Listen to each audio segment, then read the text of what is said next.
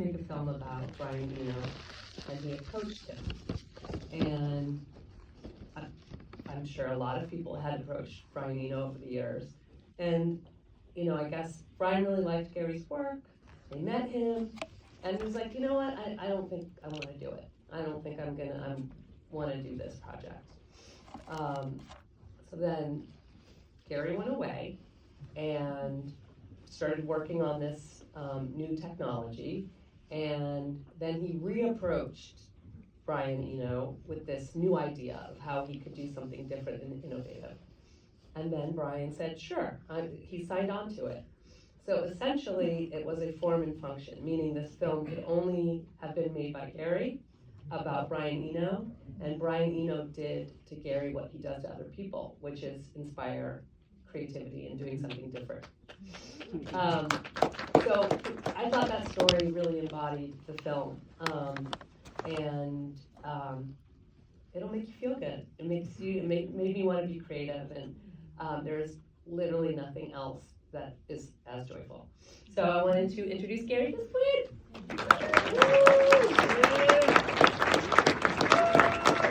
Hi. Thank you, Rachel, for that. Thank all of you for coming out to see the film. My name is Gary. This project started, as Rachel said, it's been over 5 years now, when I first had the idea for a film that was different every time it screened. Like, I was obsessing over this question of why do films have to be the same every time we watch them? And thinking through that, kind of came to the conclusion that they don't really, but we're so used to that kind of thing, and generations of film watchers and makers have kind of been, I don't know, not limited by that constraint, but like, it's really kind of a leftover from when film was a physical medium, and it had to literally be linear and flow through projectors and cameras and stuff. And now that everything is digital, I thought, well, why can't we try to experiment with that a little bit?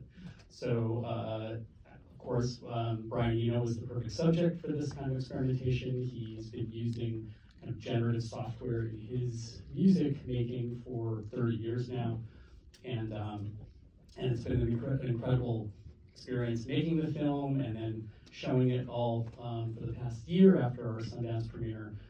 It's just been so much fun, and also seeing so many different versions of the film. I've seen hundreds and hundreds of versions of it now. I really don't know what we're about to watch, and that's also kind of I kind of think the cool thing about this approach. It's like I'm planting the seeds for a film, and then a film just kind of grows, and I can kind of, you know, shape it a little bit, and obviously, like, you know, the programming and the filmmaking is all, you know, under our control, but the letting the results sort of make themselves, or, you know, making a kind of system in which the film can make itself, it's a different approach, and we can talk about it a little bit afterwards. Kirsten Johnson, who's an incredible filmmaker, is here. We're going to have a conversation afterwards. KJ can talk about this film much more better than I can, which often is the case with, I think, filmmakers' work. Other people have a better, maybe better understanding of it sometimes than the people who make the stuff. Yeah, so stick around, please. Throughout the film, if you who's seen an iteration of the film before? Oh, wow, okay, that's quite easy. So throughout the film, you're going to see the software kind of at work, looking through all the things that it could possibly play and deciding what to play next. Yeah, I just hope you enjoy this version, and we'll come back afterwards and we'll talk. Thanks again for coming out, and thanks to Villages for having us. Cheers. WWEW, what would Eno wear? That's what shaped my desire to dress tonight. I come loping in like a camel-shaped rhythm to salute producer Jessica Edwards, producer Gary Hustwift, the great collaborator Brendan Ross, also an artist, coder who helped imagine the rules of this movie. Yeah. Look at this full house. Yeah. It's happening. It's happening right here. How many people have felt the urge to dance in this movie? How many people felt the urge to go back and find any journals that you ever wrote? How many people felt the desire to burn any journals that you ever wrote? That hand went up so fast. How many people felt a sense of hope watching this movie? How many people overheard the person I overheard when I was feeling a sense of hope, and they said, we were talking about AI slowing down, and they said, too late. Who was that who said that? Total buzzkill. I was flying on hope, and it dropped. So, Gary, every time you watch this, you have a different experience. But can I start with mortality? Sure. Because that's where you end the film. Who was William Hustwift, and what did you think about William Hustwift? Oh, that was Tonight. my dad. He passed away when we were still finishing the film, so maybe 6 months before the premiere. Yeah, I just thought it was, I wanted to dedicate it to him. So you had a new experience watching the film tonight, and now it came with the left field of your dad. Put those two things together. Where does it take you? Math. You got it. It's math. What you experienced in a new way tonight. Now I'm asking you to combine that with your dad and say something. Sure. I don't know. I obviously I think about my father a lot, and in the process of making the film, I did, and there was a whole music thing that happened. This is really Go there. You know we'll go there. Downer way to start a Q&A, but my dad was in hospice for the last week of his life, and there's not really much you can do at that point, but just sort of wait and watch. And I was like, what? There's such a sterile environment in at least the place he was. So I was like, I'm just going to get a Bluetooth speaker and I'm just going to DJ this, and then I just started playing the first day it was just stuff that he grew up with, like doo-wop and early rock and roll, and then the next day I was getting out in the 60s and 70s, and then stuff I remember him playing when we were kids, like Stevie Wonder and Elton John and music like that, and then gradually it sort of got really to the final day. I'm like, I can't just play the Eagles, I gotta play something.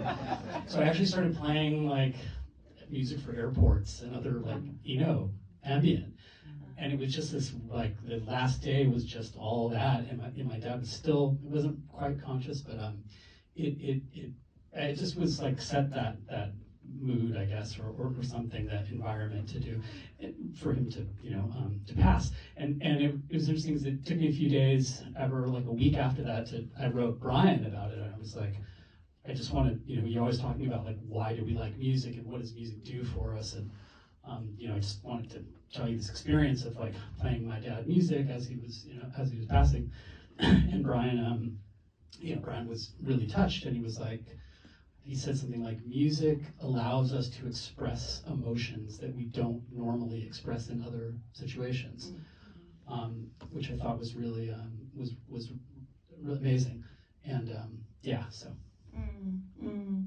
I love the music for airports, because going other places, headed other places. That's true. I didn't think of it that way. I just don't know. I just like that record. That was one of the first. I mean, I was aware of Brian, the Roxy Music era and stuff like that, when I was in college, and the solo records. But then later, I got it more into the ambient stuff. That's always been one of my favorite. One of the reasons I bring up mortality is I feel like one of my favorite subjects, but that one of the places that Brian leaves us is with this notion that art is an investigation of feeling and why it's happening to us and what's happening, and you just experience feeling you didn't expect to feel here, and so did I in this moment. And now, like,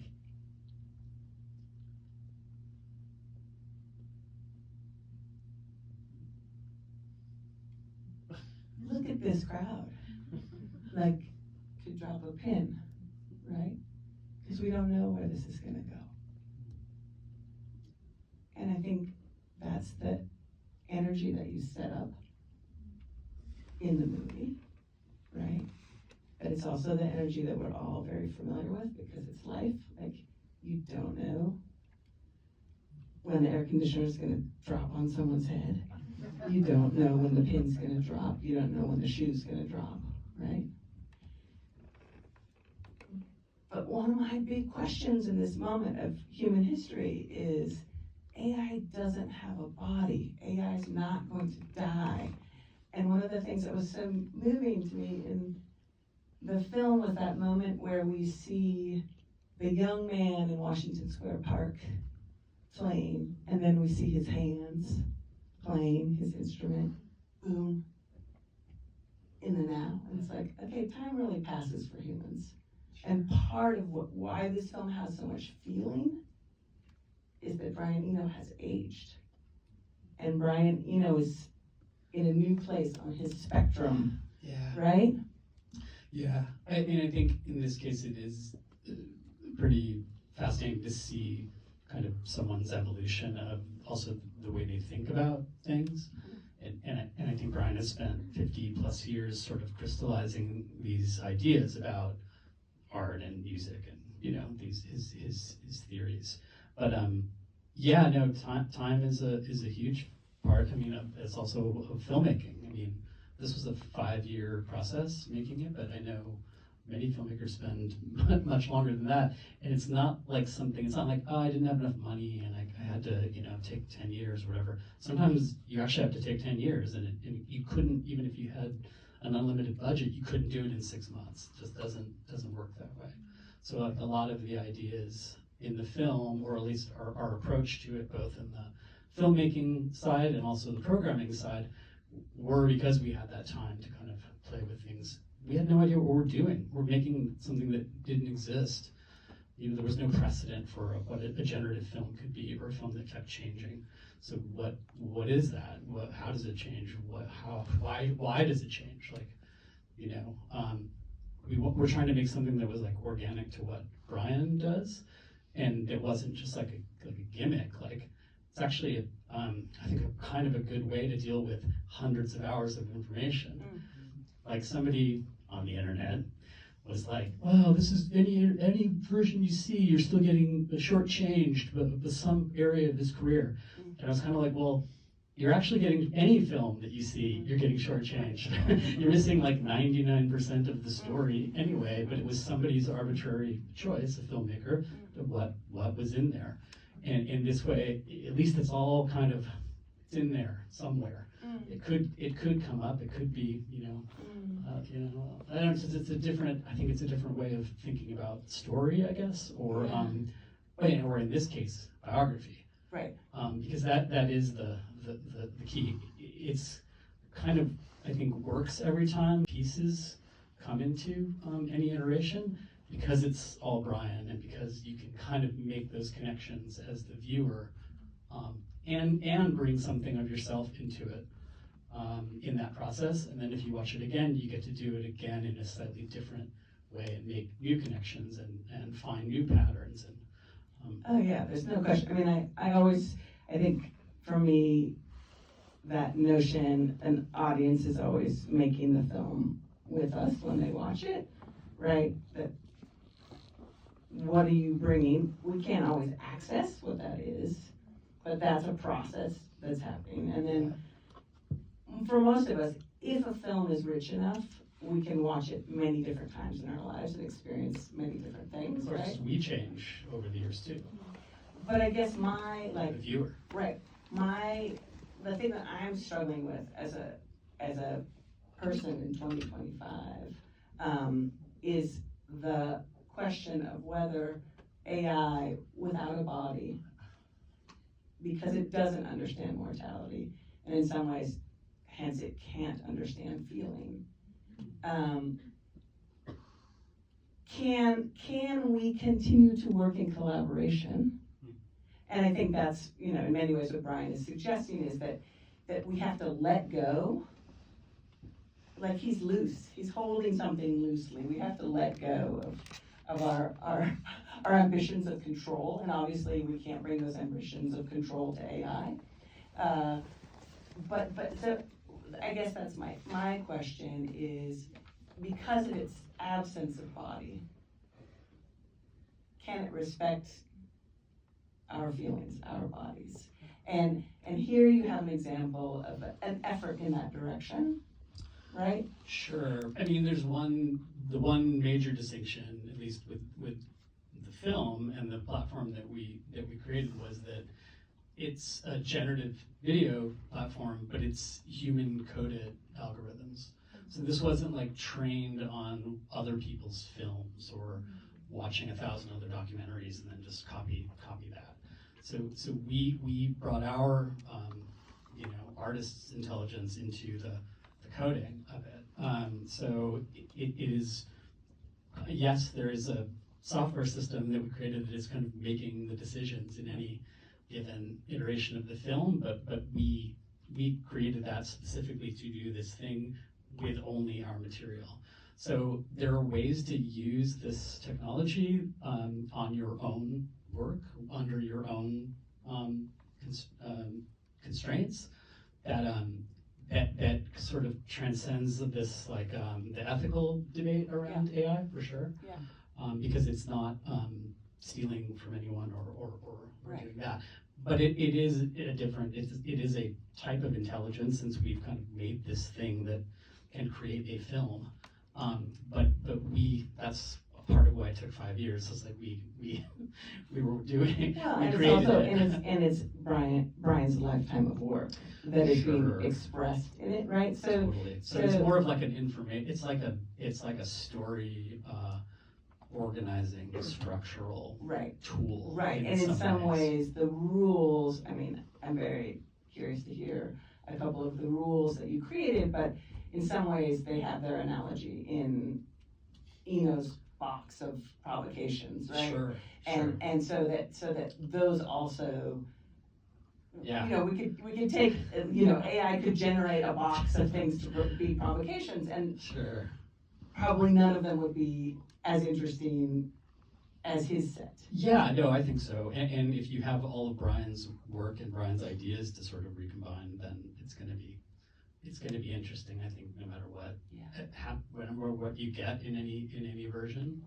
But yeah, the ideas of like you said, surrendering control in filmmaking has always been very much a controlled medium, and this idea of letting go of some of that control and just being kind of like, it's really liberating. It scared the shit out of me for the first This is a man who made a film about Helvetica. You can imagine how terrifying letting go of control was. The most controlled, precise Swiss typeface. It's like on a grid. It's like modernism.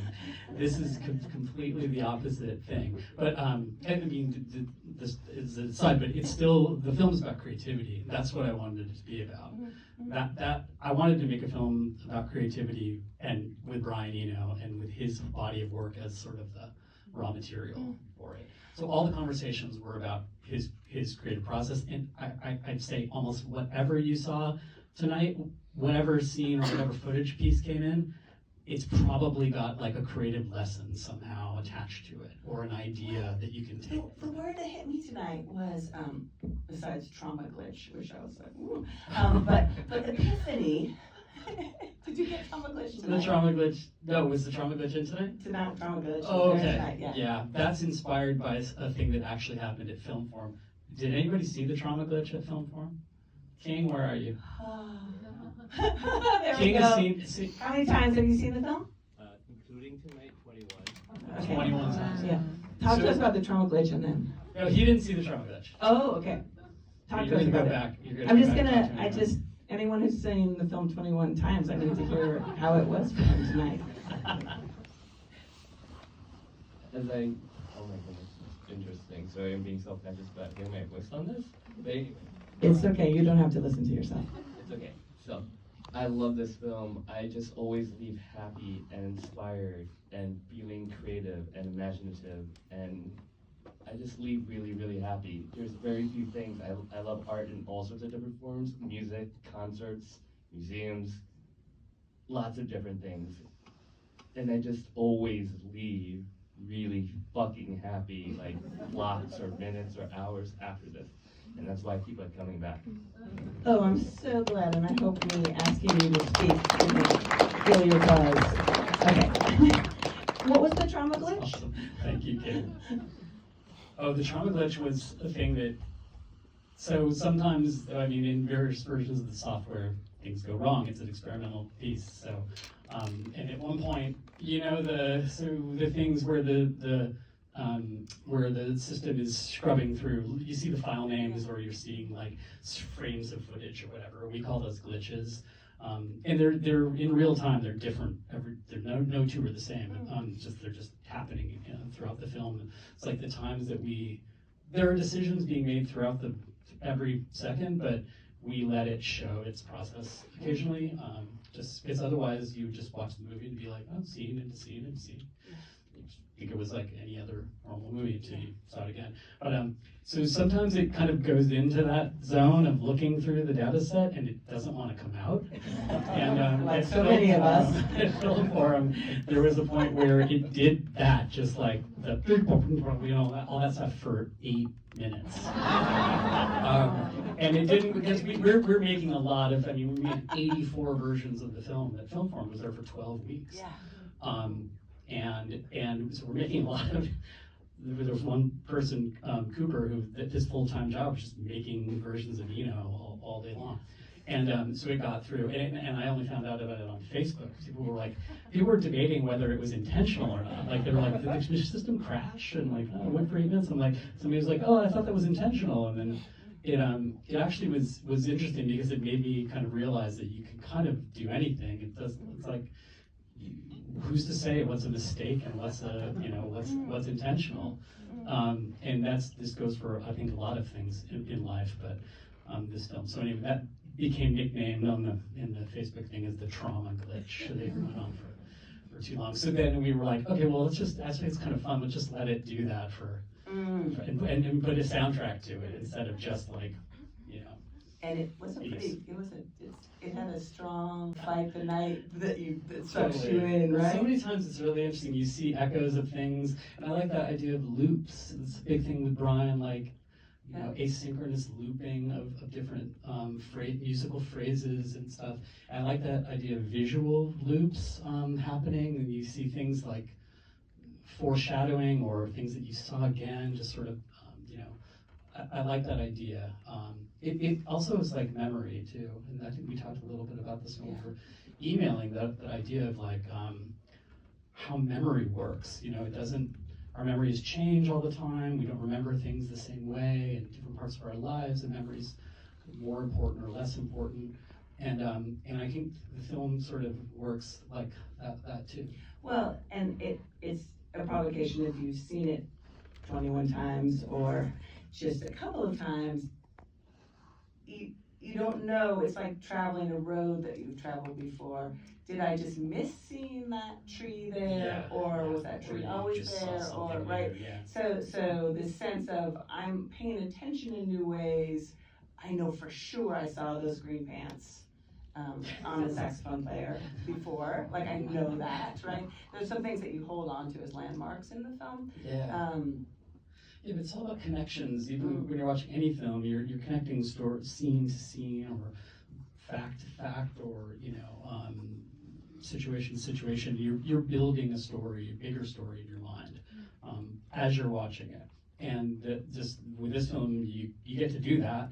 And then if you watch it again, you get to do it again. It engages that part of our brain that wants to find patterns, that wants to solve puzzles, and wants to make the connections and kind of complete the story. When it did the 8-minute glitch, was the film 8 minutes longer, or it was the same? Yeah, no, it was 8 minutes. It's different every time, but sometimes there's enough variance. In this generation, which is generation 4 of the film, it averages about 85 minutes, but it's never the same, so it's always kind of around there. But I think maybe we just, again, we were making a lot of versions and we didn't, that was a buy. There's a, I don't want to get into all the things that we screwed up, but one time a scene just didn't have any sound. It was just like, Brian. Again, people thought it was intentional. Amazing. They thought it was intentional. It was just like an art thing. I was like, kind of, you know.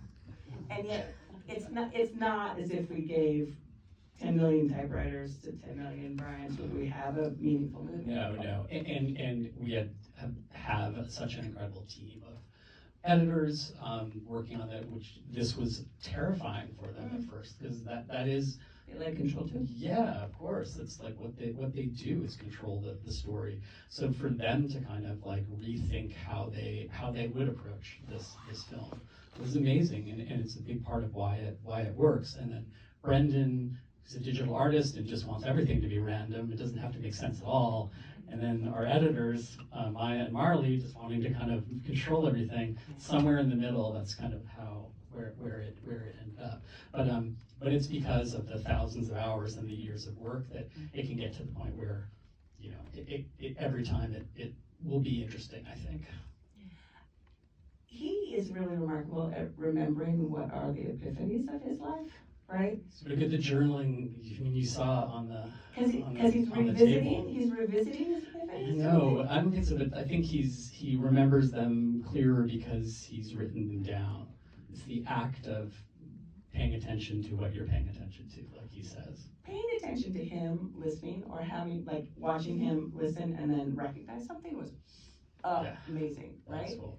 He Those has that- microcassettes, they were in a box somewhere, and I'm like, what are these? And, oh yeah, those things. I'm like, oh, let's play some. Maybe there's some documents. And then we were like, oh, nobody had the microcassette recorder anymore. So we had to like do a like a social media blast, like, we need a microcassette recorder in London today. And then somebody came through with them, and then so we were able to listen. But yeah, so you again, memory, and you know. So are you holding on to a particular epiphany right now that you've had from showing film, not from making it, from showing it? Like, I mean, I think there's an epiphany to, like, there's a person in the audience who's come 21 times, like, there's an epiphany there already. Yeah, I think it's been amazing to see how it is affected people, how people have been inspired by it, which is exactly what I had hoped for. I think I still don't understand a lot of what we made and why we made it and what the bigger ramifications are of a film that can evolve and change, which is something that I'm really excited to keep exploring with using this software. We're now collaborating with other filmmakers and studios to try to bring this idea into other films too. And that I think is, again, I'm just starting to understand the sort of creative possibilities. If you can bake this idea into a film at the inception of it, like it can change. What types of stories can we tell if the film has that agency? Well, I think we're all up for biopics being completely overhauled, so go for it. Well, Take it away! And as Rachel said in the intro, like Brian the only reason he agreed to it was because it was this, he wanted to be part of this first generative film experiment. He didn't want to have a film made about him, and he hates biodocumentaries and music documentaries in general because it's always one person's version of this other person's story. And he didn't want to be anyone's story, so he likes it. And he's seen it 4 times now at least, and likes that it does what we kind of set out to do. And there are things. This is so interesting because like making the film affects the subject too. Like, was the Notebook scene in? Yes. Okay. So that he was kind of really getting. That's one time he really got sort of angry or frustrated was, and it's not in the film, but afterwards he just having to look at all those old ideas really started. He got angry, but just like, why do I have these? I don't want to look at this stuff, and was sort of like really pissed off about having to like go through. There's so many things I didn't do, and but then later, because that rose garden scene at the end of the film, with him talking about feelings and art and stuff, and he's writing, seeing all the notebooks got him back into journaling again and writing again. And then it ended up, he's got a book coming out in England like next week, and it comes out here in March, called What Art Does. It's just about this idea of like why we make art and how you know, how it inspires people. So it was kind of the act of him digging through those little notebooks kind of inspired him to then start writing again. It's totally the trauma glitch that gets you. Yeah.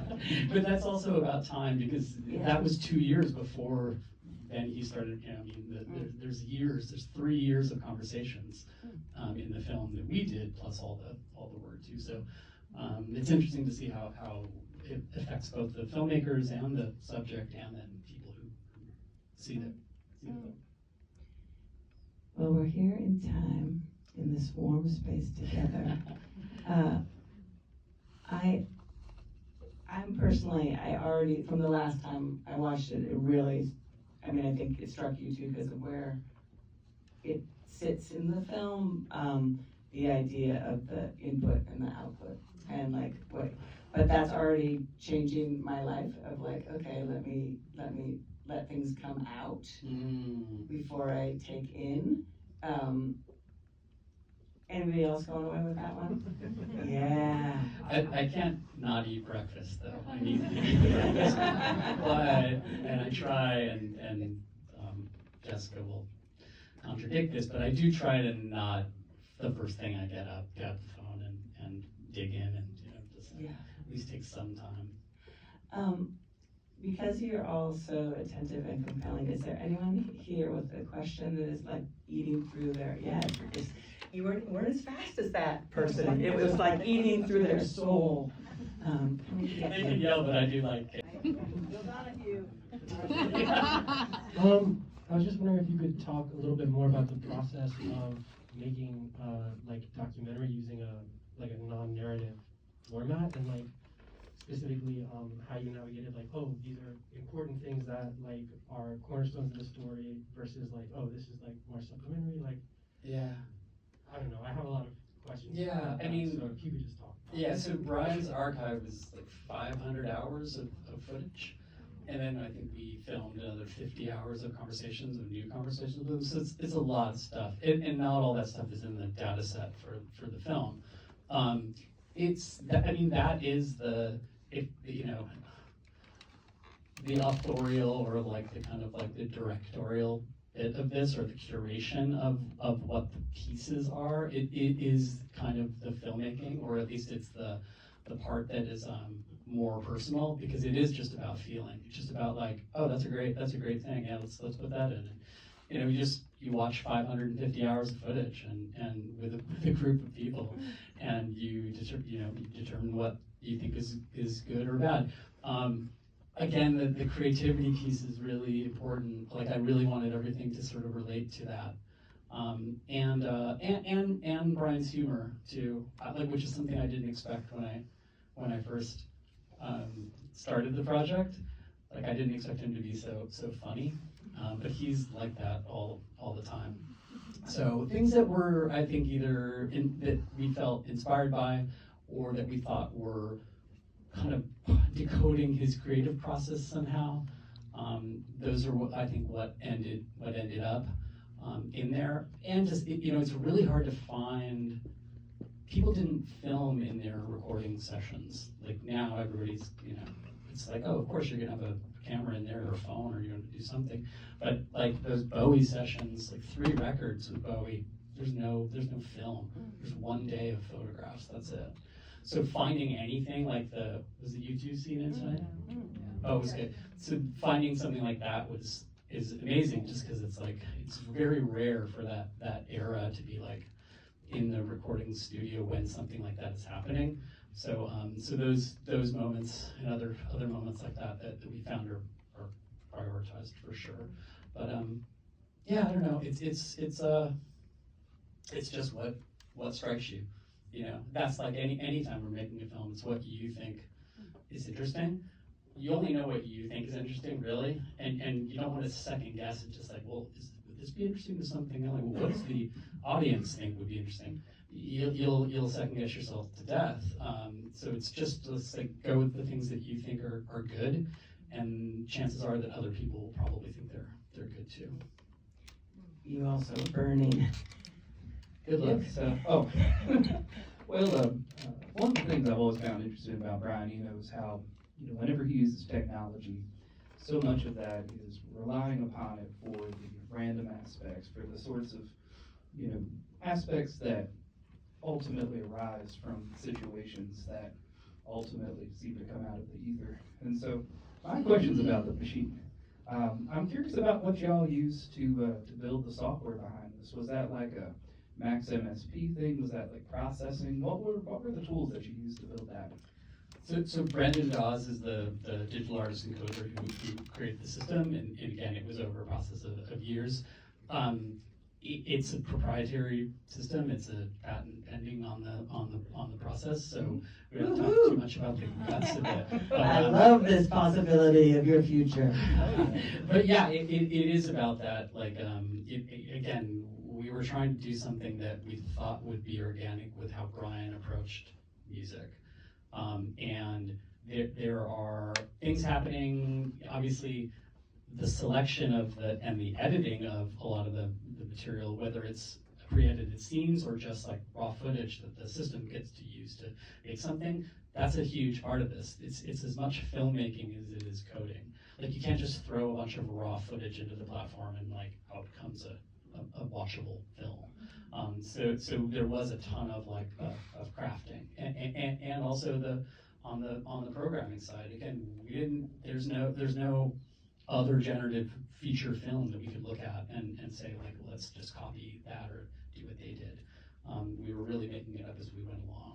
But there's stuff like, Brendan will go off about genetic drift and random seeds and thematic grouping and all the other kind of like stuff that's happening kind of behind the scenes. There's a seasonal thing happening too here. It has slightly different rules in winter or depending on where it is, and then like, it's gonna sound ridiculous, but the wind speed at the time of where we're making it. How about the temperature in the theater in which we're watching it? That doesn't have any effect on it.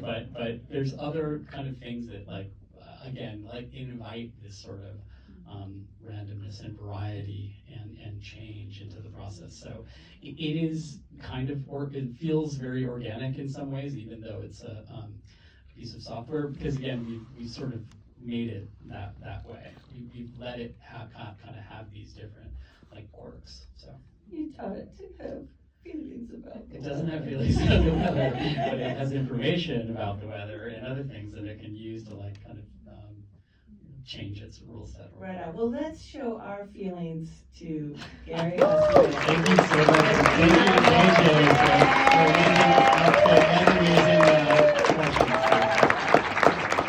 Thanks, everyone.